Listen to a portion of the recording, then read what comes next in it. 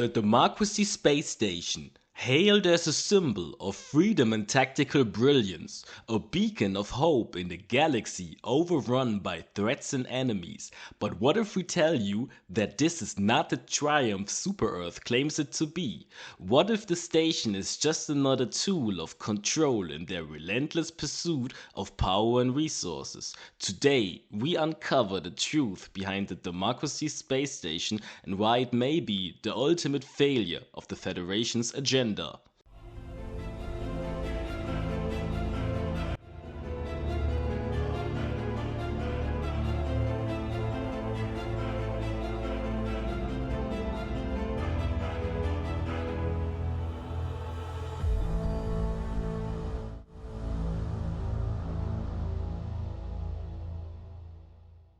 The Democracy Space Station, or DSS in short, was unveiled as Super-Earth's ultimate weapon against threats like Terminids and automatons. With its massive firepower and mobility, the DSS was designed to be a game changer, giving the Helldivers the upper hand, but reality paints a far less glorious picture.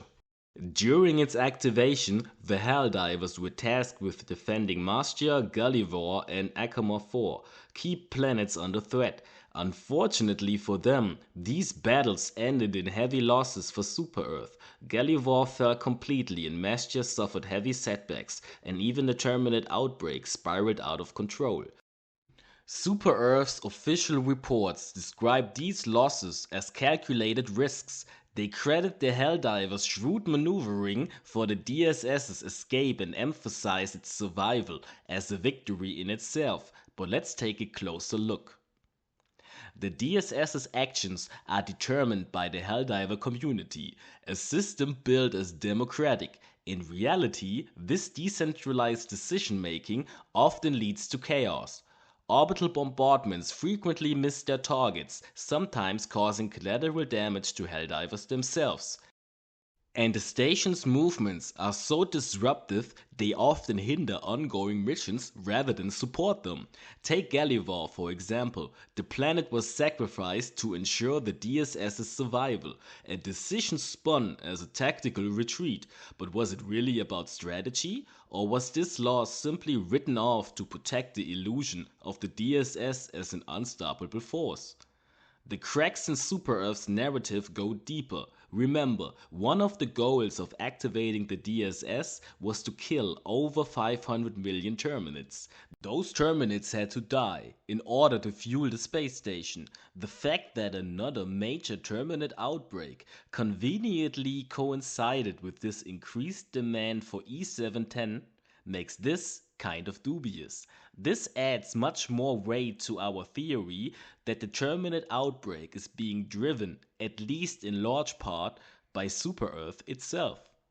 But perhaps the greatest failure of the DSS does not lie in its tactical shortcomings, but in its effect on the Helldivers themselves. Many who contributed tirelessly to its creation now openly question its value.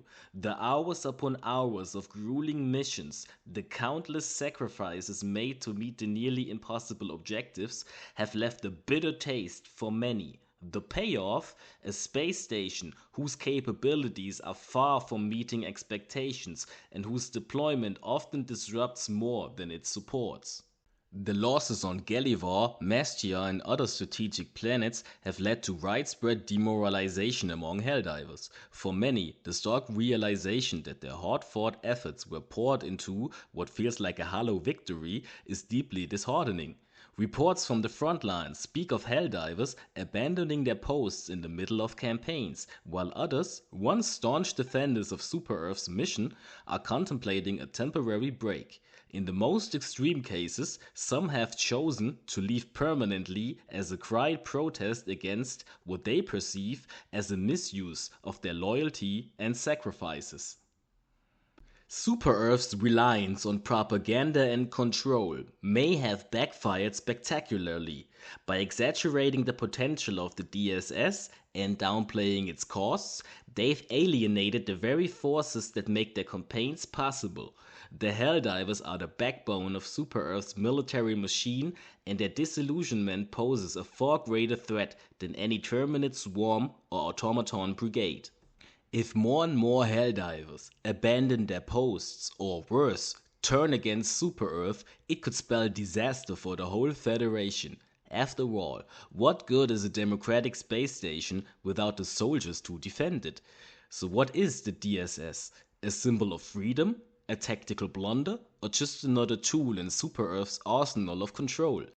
The answer will not be given to you in their official reports, but rather in the actions and reactions of those on the front lines. So stay alert and keep questioning everything. Please remember, freedom lies in knowledge.